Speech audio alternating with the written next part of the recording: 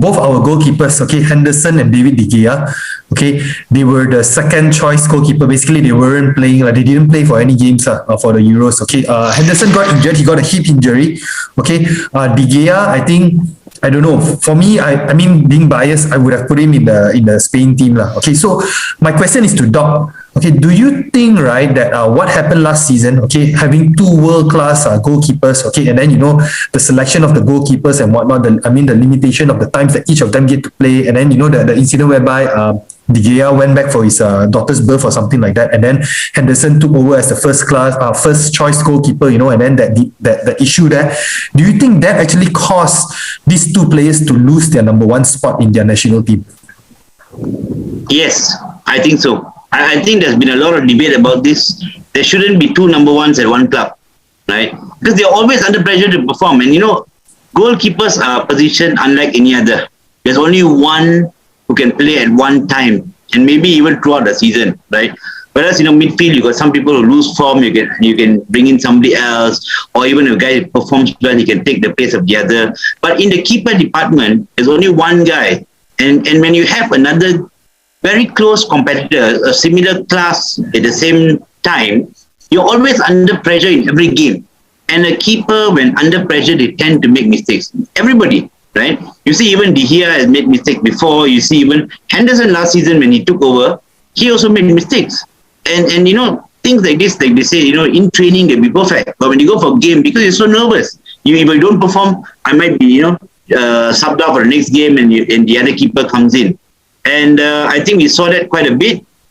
For me, there should be only one keeper at a time. And I think also recently there was a report that says that Henderson says, he was mentally really affected, trying to get that first to be the first choice keeper, right?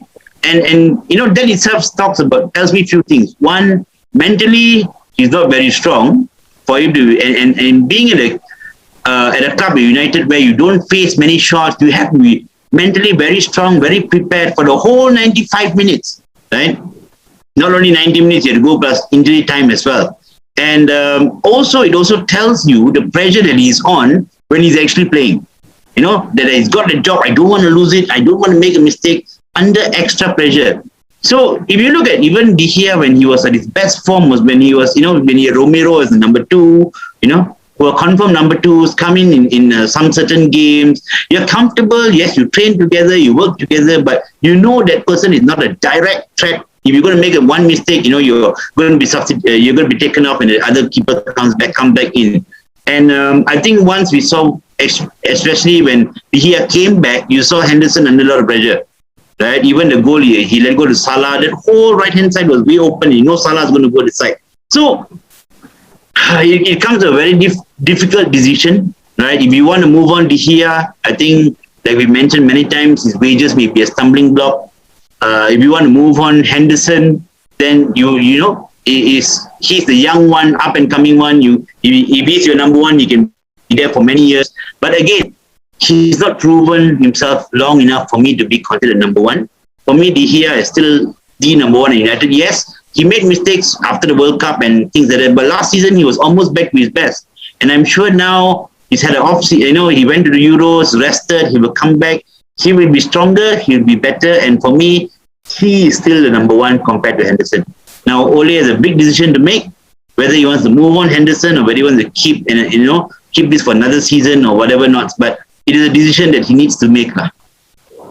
Okay, this whole De Gea Henderson thing, in my opinion, has always been spinned by the media out of proportion. I think their main aim was to make Henderson the English goalkeeper for Euro 2020.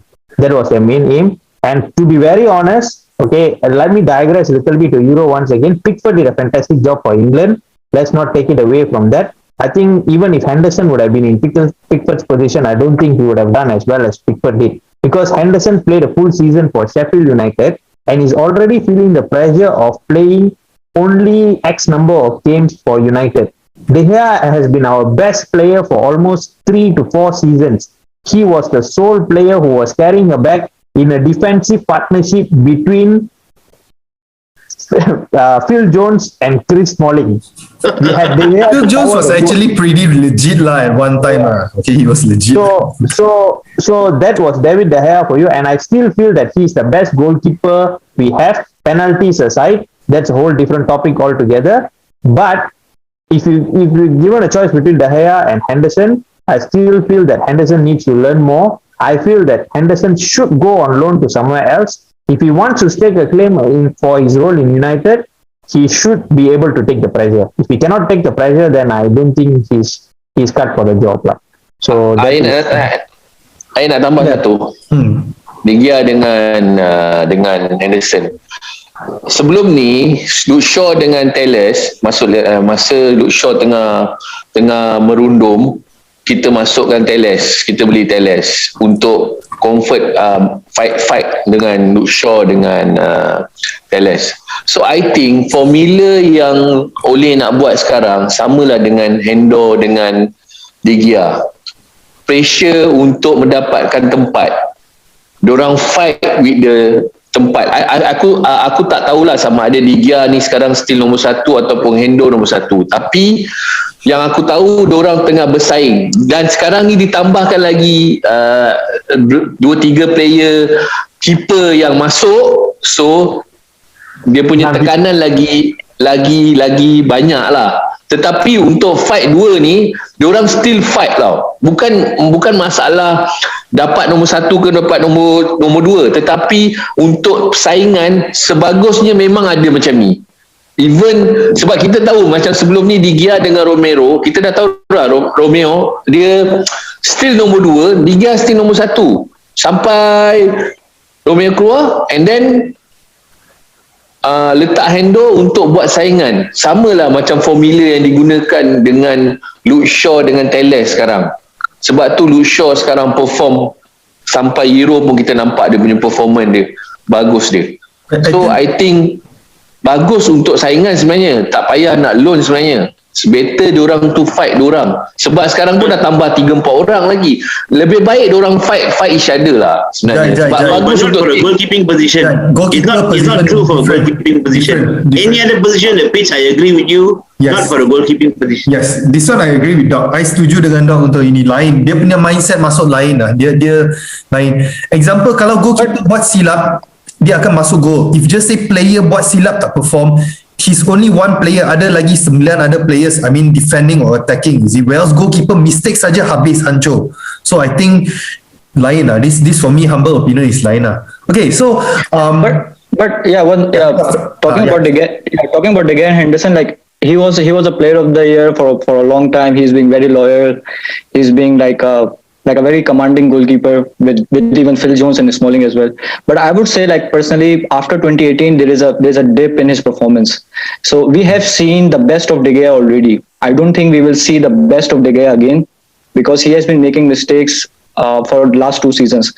Last season, he made less mistake compared to the 1 year before. But even if you remember the 3-3 draw against Everton, it was solely because of him we conceded 2 goals against Everton. And that one. I think we cannot blame it on De Gea. I think that one was our defensive. Maguire. No, it was Maguire. I think 2019 season. Okay, I'm not being biased or whatnot. 2019 season, yes, there are blunders and whatnot. But last season, I think De Gea was solid. We can actually dissect. But compared to Henderson, like he's not making errors as compared to De Gea even in the last season as well. So no, very simple. No, different. Henderson, you cannot compare with Sheffield United. I ask you a question. Simple question.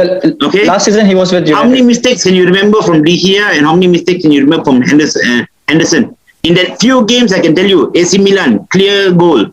The Liverpool one, 2 goals he gave in. I can remember just from that few games. De Gea's one, only the Everton game. And also he didn't come out fast enough. It's not an error. Right? He came out, not fast enough. But that's about it. He was back with best last season already. There was no way you can say that he made a lot of mistakes last year. No way. Yeah. But you talk, like the Liverpool goal was Salah goal, and the only mistake which Henderson did is he just stick to his point. He didn't come forward to gather. He left the whole right side open. He left the whole right side open. The clearing the corners, clearing the set pieces. Okay, guys. I think observation. I mean, I think we gotta he cannot even punch right now. We gotta leave this to another day. If not, if we continue like this, right, eventually Paul Pogba will come out. We'll be talking about 500,000, and then you will No, never end. David Diaz salary will come out again. No more already, bros. We'll finish already. Tak boleh already. No,